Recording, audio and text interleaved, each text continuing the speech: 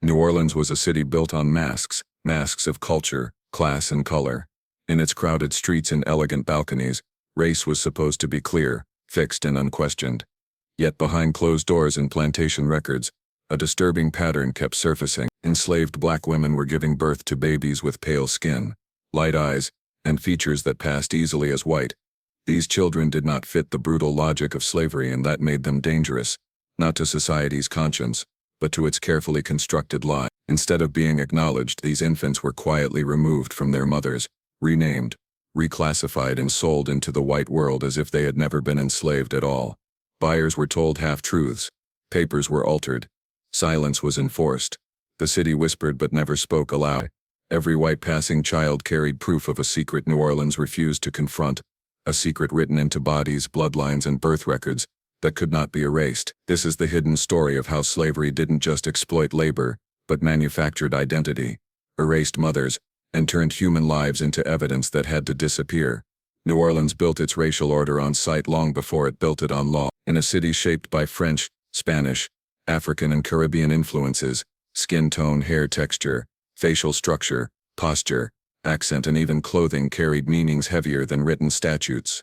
Race was not simply inherited, it was performed, inspected, and constantly judged. Walking through the streets, a person's safety, freedom and future could hinge on how convincingly they fit into the visual expectations of whiteness or blackness. This obsession with appearance turned the human body into a document, one that could be read, misread, forged, or deliberately destroyed.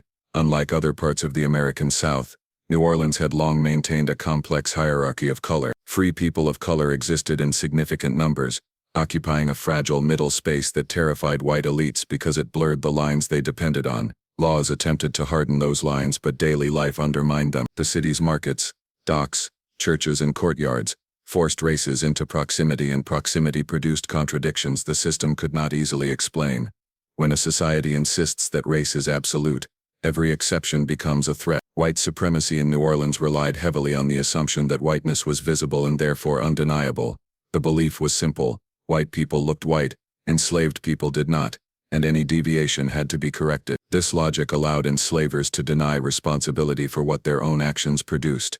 When enslaved women gave birth to children whose features reflected European ancestry, the system did not collapse. Instead, it adapted through secrecy and manipulation. The visual evidence of interracial violence and coercion had to be managed, not acknowledged. The obsession with appearance went beyond skin color. Hair was examined for curl patterns, noses measured by rumor and instinct, lips judged, cheekbones scrutinized. Clothing could elevate or condemn. A finely dressed person with light skin might be assumed free, while the same person in work clothes could be seized, questioned or sold. Whiteness functioned as both privilege and performance, maintained through constant policing by neighbors, officials and strangers alike. Everyone became an enforcer, trained to spot what did not belong. This vigilance created an atmosphere of paranoia. White families feared that someone who looked like them might not truly be one of them. Enslavers feared exposure, scandal, and the unraveling of bloodlines they pretended were pure. City officials feared chaos if racial certainty dissolved. The solution was not honesty but control. Records were altered, classifications were revised, children were redefined. Appearance became a tool that could be weaponized or erased depending on who benefited. New Orleans courts and census records reveal how fluid race could be on paper when power demanded it. A person might be listed as black in one document, mulatto in another, and white in a third, all within the same lifetime. These shifts were not accident. They reflected negotiations between money, influence, and fear. If a child could convincingly pass, the city allowed the illusion to stand, because acknowledging the truth would implicate too many respected men. This system demanded silence from enslaved women whose bodies bore witness to crimes no one wanted named. Their pain, their pregnancies, and their children contradicted the myth of racial separation. The obsession with appearance allowed the city to ignore the deeper truth that race was not a natural boundary but a manufactured one, maintained through violence and denial. By focusing on what could be seen, New Orleans avoided confronting what had been done. The architecture of the city itself reinforced this obsession. High balconies allowed people to observe without being seen. Courtyards hid families from public view. Narrow streets encouraged close inspection of passers-by. Social life became a theater where every glance carried judgment. Whiteness was not only a color but a passport, and anyone who possessed it even temporarily threatened to expose how fragile the system really was. For white society, maintaining racial order required constant vigilance because it rested on a lie. The lie was that blood determined destiny, that morality aligned with skin, and that power flowed naturally from appearance. Each white passing child born to an enslaved woman challenged that lie without speaking a word. Their existence suggested that race was porous, unstable, and deeply connected to exploitation rather than destiny. Rather than dismantling the system, New Orleans perfected ways to disguise its cracks. Obsession replaced accountability. Appearance replaced truth. The city learned to look without seeing, to categorize without understanding, to enforce rules that could never fully hold. And so the streets remained orderly, the records remained clean, and the illusion of racial certainty endured, even as it depended entirely on hiding the very evidence that proved it false. Enslaved women in New Orleans lived under a system that claimed to control every aspect of their bodies, yet it could never fully control the consequences of that control. Within plantations, townhouses, and slave quarters, pregnancies occurred under conditions defined not by consent, but by power. The children born from these unions carried the visible evidence of European ancestry, and in a society obsessed with appearance, that evidence could not be ignored. Light skin, straight hair, and pale eyes appeared again and again in places where the law insisted they should not exist.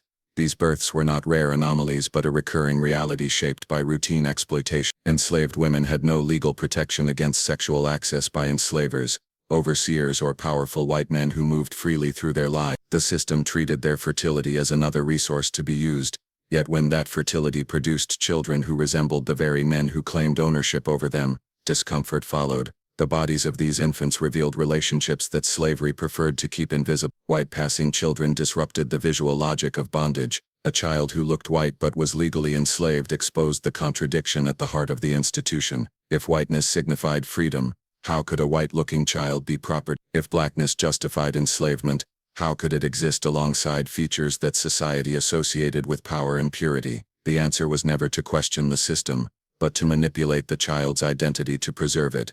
For enslaved mothers, these children brought no protection. Light skin did not soften punishment or guarantee mercy. In many cases it increased danger. Enslavers feared scandal, exposure, and the possibility that a child might one day claim kinship or inherit. The closer a child appeared to whiteness, the more urgent it became to separate them from their mother. Mothers were silenced through threats, sale, or violence, forced to watch their children taken while being denied even the language to explain why. The city's mixed-race population had already complicated racial categories, but white-passing infants pushed that complication further. Unlike free people of color, these children could sometimes disappear into white society entirely. Their features allowed them to cross boundaries that law alone could not enforce. This made them valuable not as humans, but as opportunities to erase evidence. Their whiteness could be monetized, traded, and strategically deployed. Birth records often told partial stories or none at all. Names were changed. Parentage was omitted. A child born enslaved could be relabeled, relocated, and reborn on paper as someone else. Midwives, clerks, and officials became quiet participants in this process, understanding that accuracy was less important than order. The city depended on many small acts of cooperation to maintain the illusion that such births were exceptions rather than products of routine abuse. These children existed at the intersection of vulnerability and privilege. Though they never chose either, their appearance could grant them access denied to their mothers, while simultaneously erasing the women who gave them life. Passing did not mean safety, it meant surveillance. A misplaced word, a memory uncovered, a resemblance noticed could destroy everything. Their lives were shaped by the constant need to perform an identity that had been assigned for convenience, not truth. For white society, these births were uncomfortable reminders that racial purity was a fiction. The presence of white passing children born to enslaved women meant that whiteness itself had been produced through domination. Rather than confront this, the city normalized the disappearance of such children from the black community. Removal was framed as necessity, not cruelty. Silence was framed as order, not complicity. Enslaved women carried this burden alone. Their grief was unrecorded, their loss unacknowledged. They were expected to continue working, bearing and surviving as if nothing had been taken from them. The system relied on their endurance while denying their humanity. Their children, transformed into evidence that had to be hidden, became living proof of how deeply slavery depended on denial. Each white passing child represented a failure of the racial boundaries New Orleans tried so desperately to enforce. Their existence forced constant adjustments, new rules, new lies, new acts of erasure. They were born into a world that needed them to forget where they came from, and needed their mothers to pretend they had never existed at all. The truth behind these births lived in silence, not because it was unknown, but because it was too well known. Everyone understood how white passing children were conceived, yet no one was permitted to say it aloud. The city functioned on a shared agreement that certain realities would remain unnamed, even when they shaped daily life. The pregnancies of enslaved women were not mysteries, and the appearance of their children was not accidental. What remained unspoken was the system of coercion, entitlement and violence that made those births. Slavery created conditions where white men held unchecked access to black women's bodies, protected by law and custom. Consent did not exist in a world where refusal could be punished with sale, whipping, or death. The children born from these encounters carried visible reminders of power exercised without consequence. A pale-skinned infant was not simply a child. It was evidence of exploitation, evidence of hypocrisy, evidence that the moral narratives used to justify slavery collapsed under even casual scrutiny. To speak this truth openly would have required acknowledging that white respectability was built alongside routine sexual abuse. It would have meant admitting that the same men who preached racial purity violated it regularly, without shame or restraint. It would have exposed how slavery corrupted family structures, turning motherhood into vulnerability and fatherhood into something that could be denied at will. Silence became the only tool capable of preserving social stability. The unspoken truth was maintained through everyday behaviors. Neighbors looked away, clergy avoided questions, doctors recorded births without comment, newspapers ignored patterns that were impossible to miss. Even language itself adapted, replacing direct acknowledgement with euphemism and omission. Words like connection, arrangement, or circumstance stood in for realities everyone understood but refused to confront. This collective avoidance allowed the city to function while carrying a contradiction at its core. For enslaved women, the truth was carved into their lives. They lived with the knowledge of who their children's fathers were, even when those men refused recognition. They understood why certain children were treated differently, watched more closely, removed more quickly. They carried memories they could never safely share. Speaking the truth risked punishment, disbelief, or further violence. Silence was not chosen, it was imposed. White passing children embodied the danger of truth becoming visible. Their faces asked questions no one wanted to answer. Each resemblance threatened exposure. The more clearly a child mirrored whiteness, the more urgently the truth had to be buried. This urgency fueled the removal of children, the alteration of records, and the quiet transactions that transformed enslaved births into erased histories. The truth was not denied because it was false, but because it was destabilizing. The city's legal framework supported this silence. Laws defined status through the mother, allowing fathers to disappear without consequence. This legal fiction protected white men from responsibility while trapping women and children in predetermined roles. The truth of paternity mattered socially but not legally,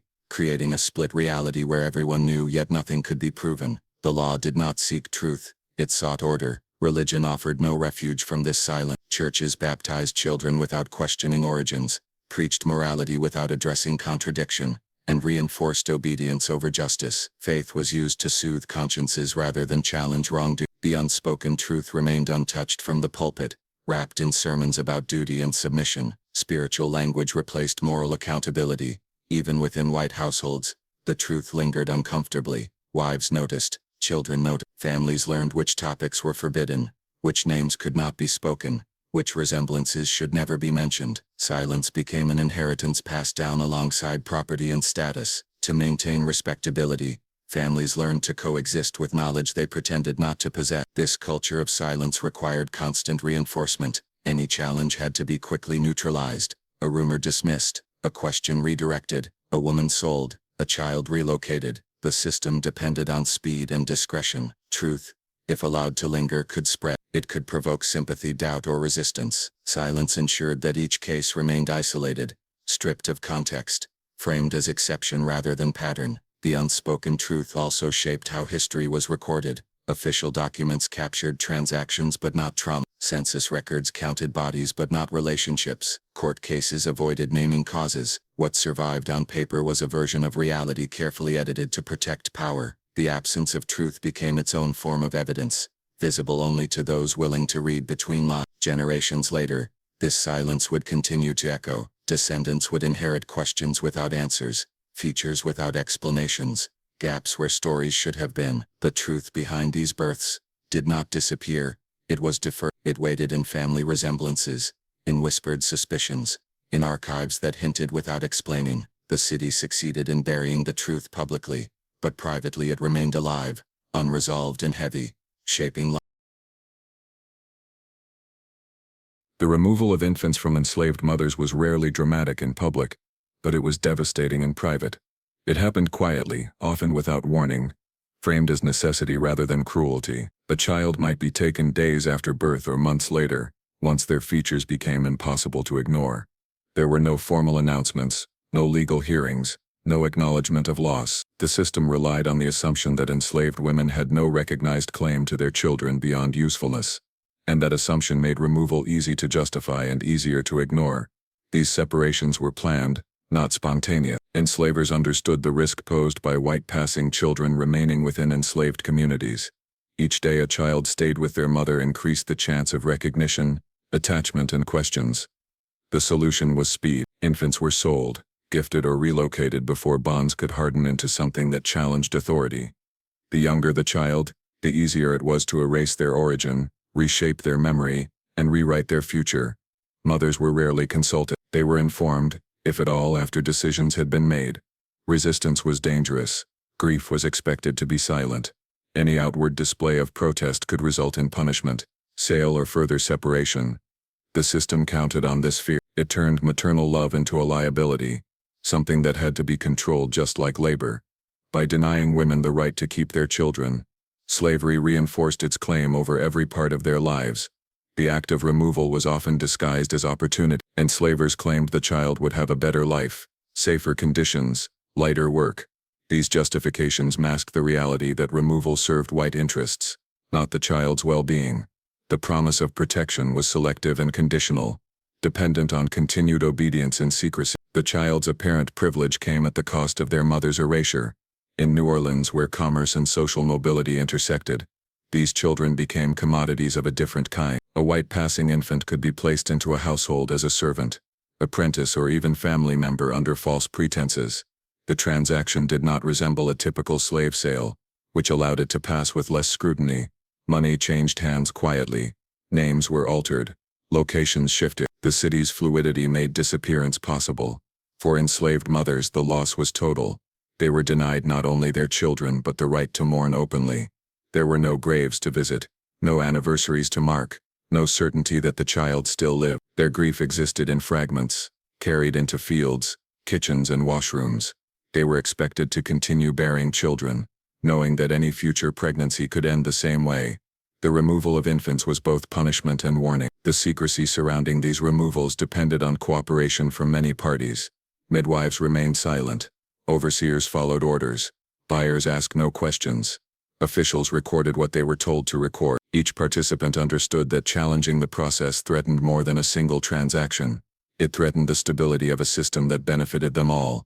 Silence became routine, normalized through repetition. Children taken this way grew up disconnected from their origins, often without knowing they had been enslaved at birth. Their early memories were shaped by new environments that discouraged questions. Any curiosity about their past was redirected or dismissed. The absence of a mother became something unspoken, treated as natural or irrelevant. Identity was reconstructed carefully, with gaps left intentionally blank. The removals also served a symbolic purpose. They reinforced the message that enslaved women could not claim motherhood in any meaningful sense. By stripping them of their children, the system denied their humanity while extracting their reproductive labor. Children became evidence that could be managed, not lives that required compassion. This logic allowed slavery to present itself as orderly and controlled, even as it inflicted deep psychological violence. These separations left lasting scars on enslaved communities. Women shared stories quietly, warning each other of signs, patterns, danger. They learned which pregnancies drew attention, which children would likely be taken, which features brought risk. Fear circulated alongside resilience. Community bonds strengthened in response to loss, even as loss threatened to break them apart. Collective memory preserved what official records erased. The city's ability to normalize infant removal depended on its distance from the act. Decisions were made in offices and parlors, far from the cries of mothers. Physical separation allowed moral separation. By the time a child was gone, the event had already been reframed as administrative, practical, inevitable. Violence was hidden behind procedure. Over time, these removals accumulated into a pattern too large to be accidental. Entire lineages vanished from enslaved records, reappearing elsewhere under different names and statuses. The absence of children became a feature of the system, not a flaw. Slavery adapted to its own contradictions by perfecting methods of disappearance. For the mothers left behind, life continued under the weight of unanswered questions. Some held on to hope, imagining reunion. Others forced themselves not to remember, knowing memory could become unbearable. Their silence was not consent, but survival. The system succeeded not because it erased emotion, but because it punished its expression. The removal of infants ensured that the visible consequences of exploitation could be managed without challenging power. It allowed white society to preserve its image while denying responsibility. Each child taken reduced the risk of exposure, while each mother silenced reinforced the lesson that truth had no place in the structure of slavery. The alteration of birth records was one of the most effective tools New Orleans used to control truth without openly denying it. Paper became a weapon quieter than chains, capable of reshaping lives with a few deliberate omissions. In a society that claimed legality and order as its foundation, documents carried authority, and whoever controlled those documents controlled reality. For white passing children born to enslaved women, identity was not determined by birth, but by what was written, erased, or never recorded at all. Official records rarely captured the full circumstances of these births. Fathers were routinely left unnamed, not because they were unknown, but because naming them would expose power. Clerks understood this without instruction. A blank space protected reputations better than any. Mothers were listed without context, their status reducing the entire event to property reproduction, rather than human creation. The record looked clean, neutral, administrative, while concealing violence beneath its surface. Names were among the first things to change. A child might be born with one name in the enslaved quarters, and acquire another on paper, one more suitable for disappearance. Names tied people to family, memory, and origin, so removing them loosened those ties. A renamed child could be moved more easily, claimed more conveniently, explained less often. Each new name marked a step away from the truth. Racial classifications were adjusted with similar ease. The categories themselves were flexible, designed to serve power rather than biology. Mulatto, quadroon, octoroon, white, black, enslaved, free. Each term could be applied or withdrawn depending on context. A child's appearance guided the choice, but influence finalized. If whiteness benefited the buyer or protected the father, whiteness could be granted on paper, regardless of birth. Midwives played a crucial role in this process. Often women of color themselves, they occupied a dangerous position between truth and survival. They witnessed birth, knew parentage, recognized patterns, and understood consequences. Some recorded honestly when they could, others complied with instructions to omit or falsify details. Their choices were shaped by fear, coercion, and the need to protect themselves and their family. Accuracy was a luxury few could afford. Church records mirrored civil ones. Baptismal entries listed children without context, assigning surnames that concealed origins. Spiritual legitimacy was granted without historical honesty. The church offered ritual without accountability, reinforcing identity while leaving truth unspoken. Once baptized under a new name, a child's rewritten existence gained sacred weight, making reversal unlikely.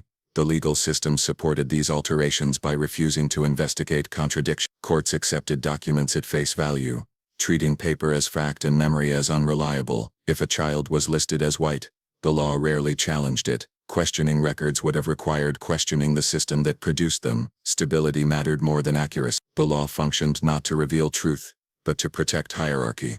These altered identities followed children into census records, property listings, marriage licenses, and wills. Each new document reinforced the last, layering legitimacy over fabrication. Over time, the original birth disappeared beneath accumulated paperwork. A false identity gained permanence simply by repetition. Future generations inherited these records as unquestionable truth, unaware of what had been removed to create them. For enslaved mothers, this erasure was especially cruel. Not only were their children taken, but their very existence as mothers was denied on paper. There was no official trace linking them to the children they bore. Their loss was undocumented, making it easier to dismiss. Without records there could be no claims, no reunions, no acknowledgement. Paper sealed their silence. The city's bureaucracy depended on cooperation. Clerks, registrars, notaries, and officials all understood which details mattered and which did not. They learned when to ask questions and when to avoid them. No single act exposed the truth. Instead, many small acts buried it. Responsibility was diffused across offices and desks, allowing everyone involved to claim neutrality. These practices were not hidden scandals but normalized procedure. They occurred frequently enough to become routine. The repetition dulled any sense of wrongdoing. Altering a record felt less like lying and more like maintaining order. The system rewarded compliance with social stability, and punished disruption with suspicion or exclusion. Truth-telling offered no benefit. Identity alteration also protected white families from internal conflict. Children born into secrecy could be absorbed into distant households without provoking questions at home. Records allowed separation between private knowledge and public acknowledgement. A man could know a child was his and still deny it officially. Paper gave permission to forget selectively. For the children themselves, these altered identities shaped every aspect of life. They grew up without access to their origins, taught not to ask, warned against curiosity. Any uncertainty was framed as inappropriate or dangerous. Their past existed only as a vague absence, something felt but not defined. The records that followed them provided answers that were convenient, not true. Over generations, these alterations distorted history itself. Archives reflected order rather than reality. Scholars searching for patterns encountered gaps that appeared accidental but were intentional. The absence of evidence became evidence of absence, reinforcing myths of racial separation. What was missing from the record mattered as much as what remained. The alteration of birth records allowed New Orleans to preserve the illusion of racial certainty while depending on constant manipulation to sustain it. Paper replaced truth. Ink replaced accountability. A few strokes of a pen determined who belonged, who disappeared, and whose suffering would never be acknowledged in any official form. Selling enslaved children as legally white required a careful choreography of deception, money, and social agreement. It was not a public market transaction with auction blocks and shouting bidders. It was discreet, negotiated behind closed doors, arranged through intermediaries who understood both the value and the danger of what was being sold. These children were commodities, but unlike others, their worth depended on silence. Their price reflects not only their labor potential but their ability to erase evidence. The process began with recognition. Someone had to decide that a child could pass convincingly enough to justify the risk. Skin tone, facial structure, hair texture, and even temperament were evaluated. A child who cried too loudly, spoke too freely, or asked questions too soon could become a liability. Passing was not just about appearance. It was about manageability. Buyers wanted children young enough to be molded, disciplined, and trained into forgetting. Once identified, the child was separated from the enslaved population as quickly as possible. Distance was essential. A child raised too close to their mother or community risked memory, attachment, and eventual exposure. The sale often involved relocation to another parish, another city, or even another state. Movement created anonymity. New surroundings allowed a new story to take root without contradiction. Buyers were typically white families with resources and influence, people who could protect the illusion if questions arose. Some wanted household servants who blended seamlessly into white spaces. Others sought apprentices, companions for their children, or heirs of convenience. Motives varied, but all required plausible deniability. The buyer needed a story that could withstand casual scrutiny without inviting deeper inquiry. Legal classification was central to the transaction. The child's status had to be adjusted before or immediately after the sale. Documents listed them as white, orphaned, abandoned, or of uncertain origin. Enslavement disappeared from the record, replaced by narratives that suggested misfortune rather than bondage. These stories appealed to sympathy while avoiding accountability. Money changed hands quietly. The sums involved were often higher than standard slave prices, reflecting both demand and risk. Payment compensated not only for the child but for silence. Everyone involved understood the cost of exposure. The transaction rewarded discretion, not transparency. No receipts detailed the truth. No contracts named what was being hidden. The sale benefited multiple parties. Enslavers removed a potential scandal. Buyers acquired a child without public scrutiny. Officials maintained social order. The system proved its flexibility by absorbing contradiction rather than confronting it. Each successful sale reinforced the idea that whiteness could be transferred like property, assigned by authority rather than birth. For the children, this transition was abrupt and disorienting. They were expected to adapt instantly to new identities, names, and expectations. Any trace of their past had to be suppressed. They were coached in speech, behavior, and manners consistent with their assigned status. Mistakes were corrected harshly. Passing required constant vigilance. These children lived under conditional acceptance. Their place in white society depended on continued secrecy. They were protected as long as they complied. Any hint of deviation threatened everything. This dependence ensured obedience. Fear replaced chains. Surveillance replaced whips. Control became psychological rather than physical. The act of selling a child as white exposed the transactional nature of race. Whiteness became something that could be bought, sold and documented. It was no longer a fixed category but a privilege granted by power. This flexibility undermined the ideology that race was natural and immutable. Even as the system pretended otherwise, the children's original mothers were erased from the process entirely. They received no compensation, no acknowledgement, no assurance of safety. Their children were transformed into assets benefiting others. The sale severed not just familial bonds but historical continuity. Lineage was broken intentionally. Memory was treated as a threat.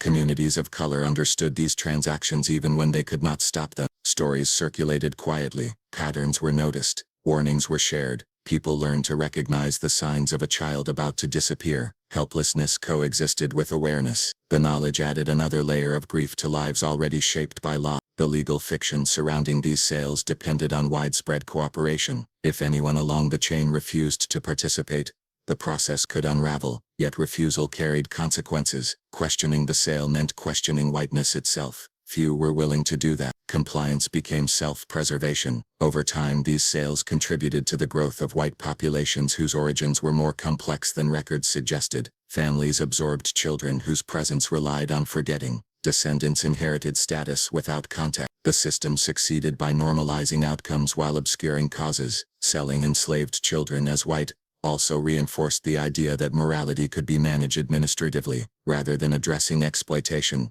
The city redirected it into paperwork and relocation. The harm did not disappear.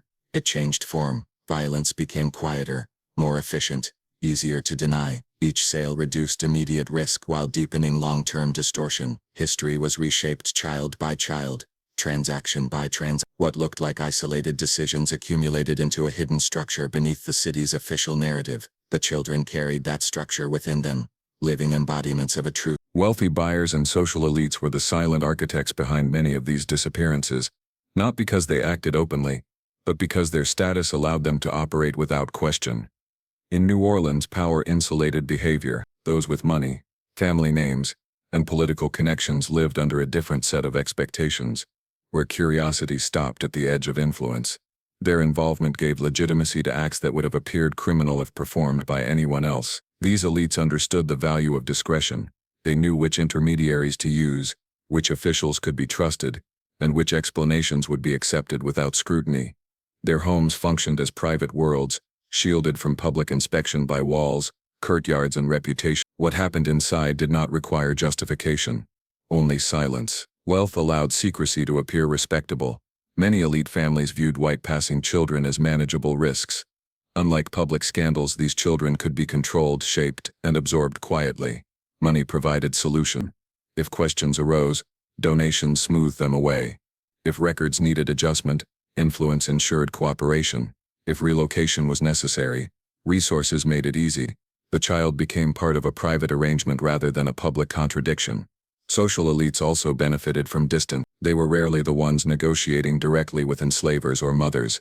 Middlemen handled transactions, creating layers of separation that diluted responsibility. This distance allowed elites to see themselves as benevolent or practical rather than complicit. They told themselves stories that justified their actions, framing them as rescue, charity, or necessity. Within elite circles, these practices were rarely discussed openly, yet widely understood. Silence did not mean ignorance. It meant agreement. Certain topics were avoided at dinners and gatherings, not because they were unknown, but because acknowledging them would disrupt the fragile harmony of shared privilege. Everyone knew where the boundaries lay, and everyone respected them. The social elite's participation normalized the practice. When influential families accepted white passing children without question, it signaled to others that this behavior was acceptable. Power set precedent. What elites did quietly became what others did carefully.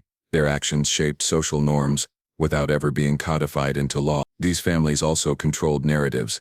They decided how a child's presence would be explained, if it was explained at all. Orphaned relative, distant kin, child of unfortunate circumstances. These stories carried weight because they came from people society trusted. Few dared to challenge them. Reputation functioned as proof. Elite women played complex roles in this system. Some were aware of the truth, and chose silence to protect status. Others accepted official affairs, because questioning them threatened their own security. Participation did not always require belief, only compliance.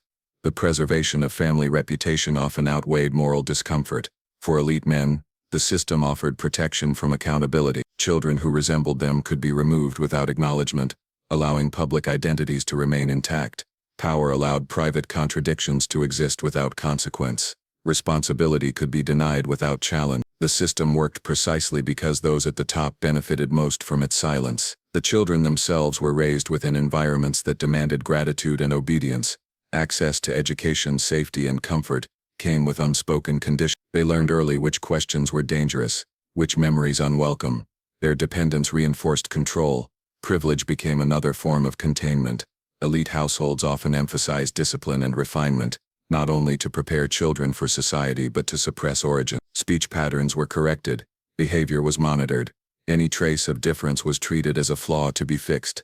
Passing required constant performance, and elites enforced it rigorously. The involvement of social elites also discouraged resistance. When power endorses a practice, opposing it becomes risky. Enslaved communities knew that challenging elite decisions invited retaliation. Officials knew that investigating elite families threatened careers. Even clergy hesitated. Influence created immunity. Over time, elite participation embedded these practices into the fabric of the city. They became part of how New Orleans managed its contradictions. Wealth and status did not merely benefit from the system, they sustained it. The city's racial order depended on elite cooperation as much as on law. These families passed down wealth, names, and stories selectively. Children absorbed into elite households inherited status but not truth. Descendants grew up unaware of how their lineage had been shaped. Silence became tradition. Forgetting became inherent. The role of wealthy buyers and social elites was not peripheral but central. Their choices determined which children vanished, which stories survived, and which truths remained buried. Power did not need to announce itself. It operated quietly, confidently, knowing that society would look away as long as order appeared intact. Silence in New Orleans was not passive. It was enforced, practiced, and feared. It functioned as an invisible law, stronger in many ways than written statute. People learned early what could be spoken and what could not, which questions were dangerous, which observations should be swallowed before they reached the tongue. In a city built on contradictions, silence became the mechanism that kept everything from collapsing. Fear sustained that silence. Enslaved people feared punishment, sale, and separation. Free people of color feared loss of status or sudden reclassification.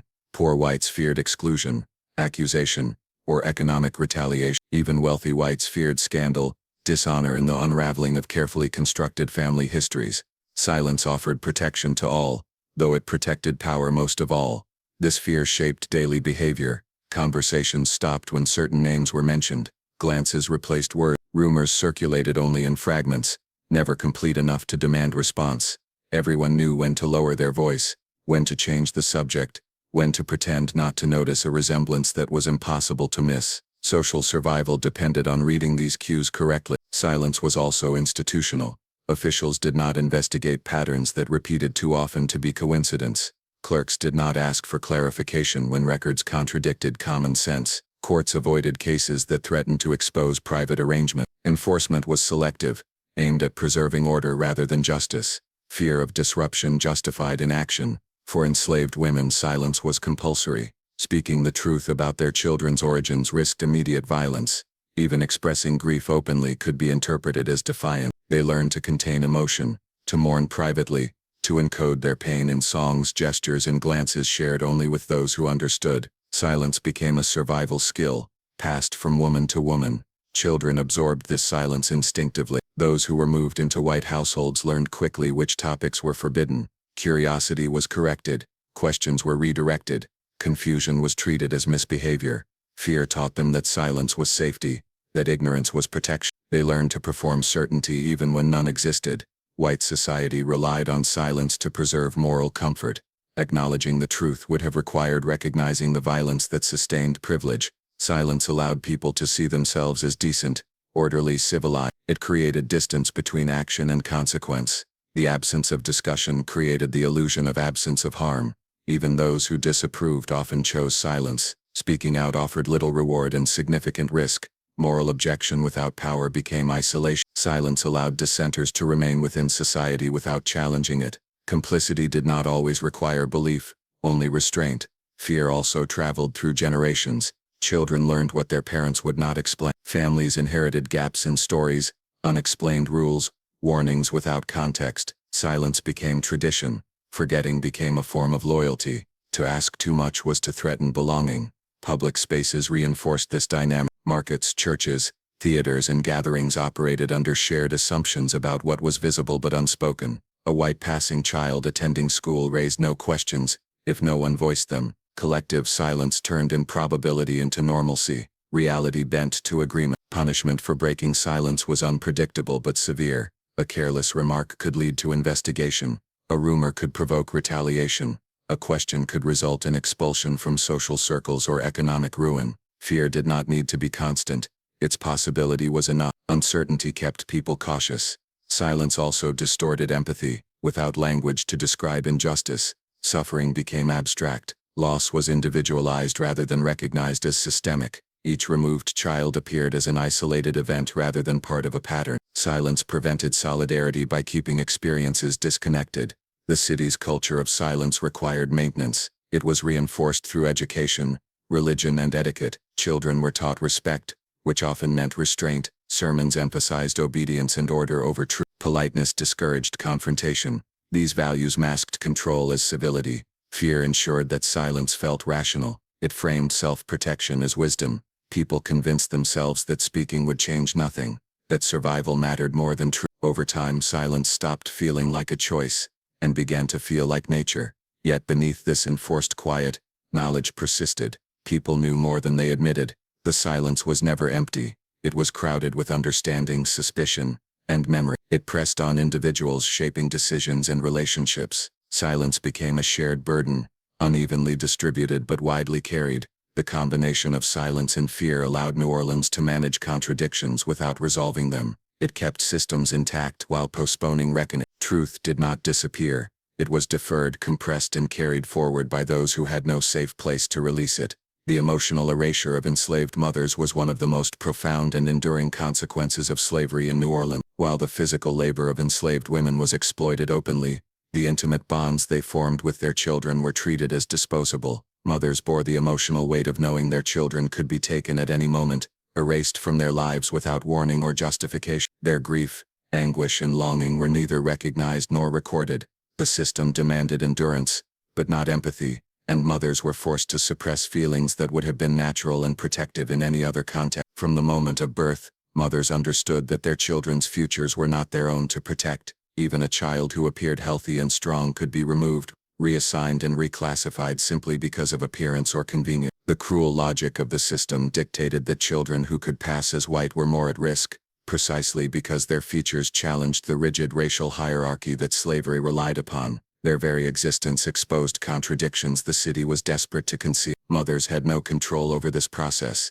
Their emotional bonds were considered irrelevant to the decisions of those in power. The erasure was deliberate. It was reinforced by law, custom, and social expectation. Official records rarely listed mothers alongside their children in a meaningful way. Legal documents emphasized property, not family. Birth certificates, when they existed, recorded ownership rather than kinship. Even religious records, which might have provided recognition of maternal identity through baptism or naming, author participated in the erasure by omitting or altering parentage. Each record that ignored a mother's connection to her child reinforced the message that her feelings and rights were secondary to the demands of the system.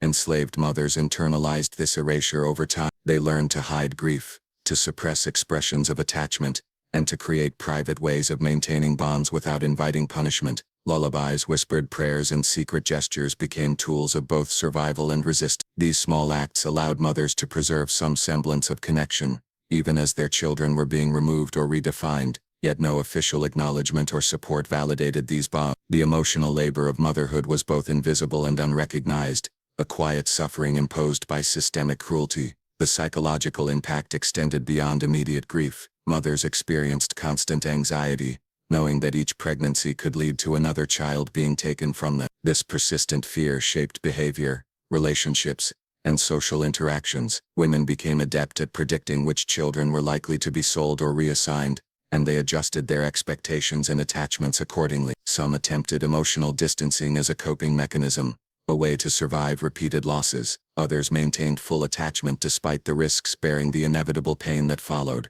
In either case, their emotional lives were constrained and directed by forces beyond their control. Communities of enslaved women developed informal networks of support to help navigate these losses. Shared knowledge, warnings and communal mourning provided some solace. Women exchanged strategies for protecting children, for coping with removal and for enduring the repeated trauma of enforced separation. Even within these networks, however, the emotional erasure persisted. Society at large refused to recognize their suffering, so these bonds existed entirely within a framework of secrecy and survival. The larger world remained indifferent to the depth of maternal pain. The practice of white passing children being taken or sold intensified this erasure. A child who resembled white elites represented a particular threat to the social order, and was therefore more likely to be removed swiftly. Mothers faced compounded trauma because these children often gained lives of apparent privilege in white society, lives in which the mother's existence was effectively denied. This denial was not only legal and physical but psychological. It communicated that a mother's love and identity were irrelevant to the world around her. The erasure also affected memory and legacy. Over time, maternal connections became obscured, not just legally but culturally. Descendants often grew up unaware of their mother's experiences or even their identities. Stories that could have survived were lost or suppressed, leaving gaps in family histories that persisted for generations. Emotional erasure was therefore both immediate and enduring, affecting not only the mothers themselves, but also the ways their lives and relationships were remembered, recorded and understood. Religion, while sometimes a source of comfort, often reinforced this erasure. Religious teachings emphasized obedience, endurance and moral fortitude while rarely acknowledging the injustice or emotional pain inflicted by slavery. Mothers were encouraged to accept loss as part of a divine plan or to focus on spiritual care for their children even as their physical presence was denied. This framework helped some endure, but it also framed their grief as secondary to moral duty, further erasing the personal significance of maternal bonds. Even within households or among sympathetic individuals, acknowledgement of maternal attachment was limited. White elites rarely recognized the legitimacy of these relationships, viewing children as property first and human beings second. Any attempt by a mother to assert emotional or social claims over her child was framed as inappropriate or threatening. The systemic reinforcement of this perspective entrenched the idea that mothers were emotionally dispensable, further normalizing their erasure. The emotional erasure extended beyond the act of removal itself. It permeated daily life, shaping interactions, expectations and coping mechanisms. Mothers had to navigate a constant tension between private attachment and public survival. They experienced grief silently while continuing to labor, care for others and maintain household responsibility. Emotional expression was a liability, yet suppression took a toll, creating enduring psychological trauma that could not easily be resolved or acknowledged. Over time, the accumulation of these experiences produced resilience under extraordinary pressure, but resilience was inseparable from loss. Mothers developed strategies to protect themselves while maintaining what connection they could to their children, yet these strategies were imposed, not chosen. The system dictated the terms of love, attachment and mourning, converting natural human bonds into tools of endurance under oppression. The emotional erasure of enslaved mothers was therefore both personal and systemic. It was enforced through law, custom, and social expectation, reinforced by physical removal, altered records and societal indifference. It demanded constant adaptation, psychological ingenuity and emotional fortitude. While the resilience of these women is remarkable, it exists within a context defined by deliberate suppression of identity, denial of motherhood and the transformation of intimate relationships into instruments of control. Mothers were expected to bear children, labor without complaint and endure loss without recognition, creating a cycle in which their emotional existence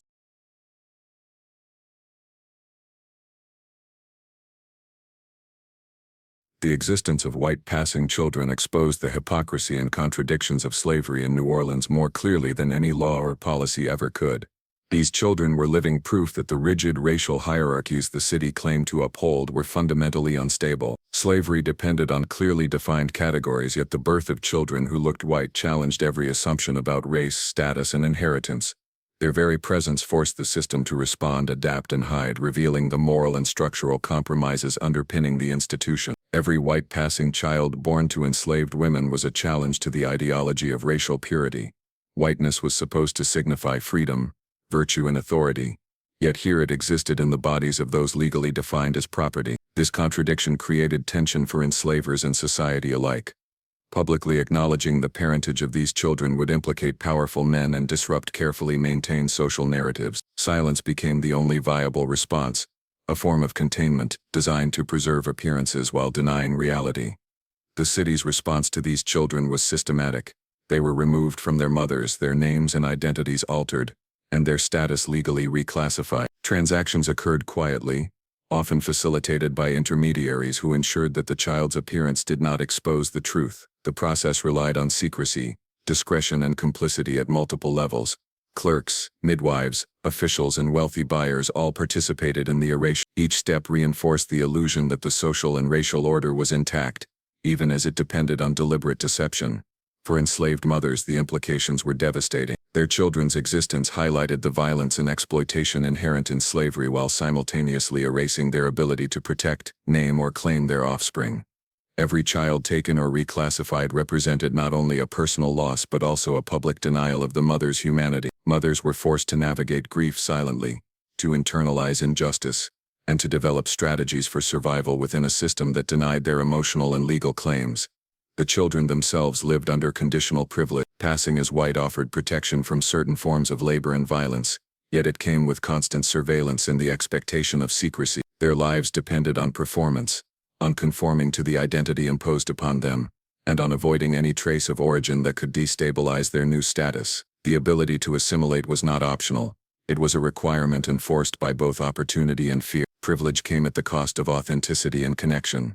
White passing children also served the economic and social interests of elite. Their removal from enslaved communities and placement into households or apprenticeships allowed families to avoid scandal, preserve reputations and reinforce social hierarchies. Wealthy buyers benefited not only from labor but from the opportunity to absorb potential contradictions into spaces where they could be managed. The city's legal and social systems enabled this absorption, treating race as flexible when it suited power rather than as a fixed reality. The practice of erasing and reselling white passing children illustrates how slavery manipulated human identity to protect itself. Children became evidence, commodities and instruments of social stability. Their existence could not be publicly reconciled with ideology, so it was concealed, documented selectively and interpreted narrowly. The legal fiction that allowed these children to be classified as white demonstrates the malleability of race in a society that claimed it was rigid, revealing the artificiality of social categories used to justify oppression. Silence, fear and secrecy were essential to maintaining this system. Public acknowledgement of these children's origins could provoke scandal, disrupt inheritance, or challenge the legitimacy of elite families. Those who knew the truth learned to navigate it carefully, balancing moral awareness with self-preservation. Rumors circulated, but full disclosure was dangerous. Collective agreement not to speak created a social contract that protected the powerful and punished the vulnerable. The existence of white passing children also complicates the narrative of resistance and agency. While enslaved women and communities developed strategies to protect their children and preserve memory, their efforts were constrained by overwhelming structural power. The system dictated who could act, how and with what consequence. Resistance often took subtle forms: coded communication, hidden knowledge and private grieving. Yet the larger mechanisms of erasure remained dominant. Religion, education and social etiquette reinforced the concealment of these children's origin. Sermons emphasized obedience and moral fortitude rather than justice or acknowledgement. Schools and households taught children to accept social hierarchies as natural. Politeness and respect functioned as methods of containment, discouraging inquiry or curiosity about the circumstances of birth. Cultural reinforcements ensured that silence became internalized, shaping both memory and identity. Over time, the erasure of white passing children reshaped family histories and social memory. Descendants often grew up unaware of their true origins, inheriting status, wealth or identity without understanding the labor, coercion and loss that produced it. The consequences of this concealment extended beyond the immediate generation, embedding gaps, silences and distortions into collective memory. History itself was rewritten through omission, with selective documentation erasing both exploitation and maternal grief. The contradictions exposed by these children underscore the fragility of slavery's ideological foundations. Systems that claimed permanence and moral legitimacy relied on constant adaptation, manipulation and concealment. White passing children made the contradictions visible in ways that could not be fully reconciled on paper, in law or in social discourse. Their presence demonstrated that race, law and morality were inseparable from power, and that ideology required active management to survive. These children were simultaneously proof of systemic exploitation and instruments of social control. Their existence highlighted the violence inflicted on enslaved women while enabling elites to manage public perception. Each removed, renamed and reclassified child became a case study in the tension between appearance and reality. The city's ability to maintain its racial order depended on the careful regulation of knowledge, identity, and memory. The lives of white passing children illustrate how deeply slavery manipulated the most intimate aspects of human existence. They reveal the intersection of race, power, gender, and property, showing how ideology was enforced not only through law and labor but through secrecy, social performance, and emotional erasure. Their presence underscores the lengths to which society went to preserve hierarchy while suppressing evidence that could undermine it. Every act of concealment, transaction, and reclassification reinforced a social order built on denial. The system depended on participation at multiple levels, official, domestic, and communal, to function. Those who held power determined which truths could be acknowledged and which had to be hidden, shaping the lives of children, mothers, and entire community. The tension between appearance and reality, visibility and erasure, became central to how slavery operated and survived. All of these threads, the removal of children, the alteration of records, the complicity of elites, the enforced silence, and the emotional erasure of mothers come together to reveal the full scale of a system designed not merely to exploit labor, but to control humanity itself. White passing children were more than anomalies. They were living contradictions that exposed the fragility and hypocrisy of slavery. Their existence threatened the narratives of purity, order, and morality that white society relied upon, forcing constant concealment and deception. Yet in that very concealment, traces of truth persisted, memories, glances, stories whispered in fear and resilience that could not be fully erased. The system may have succeeded in obscuring these children from official history, but it could not erase their impact, or the injustices their mothers endured. Each act of erasure was also a testament to human endurance, resistance, and the deep bonds of family that survived even under oppression. Ultimately, the story of these children and their mothers reminds us that history is not only written in documents and law but also in the silences, the disappearances, and the lives lived in the shadows. The legacy of New Orleans' hidden truths demands acknowledgement, not just for the sake of historical accuracy but to honor the lives of those who were denied voice, identity, and justice. In confronting these truths, we see both the cruelty of the system and the courage of those who endured it, and we are reminded that every suppressed story carries a force powerful enough to change.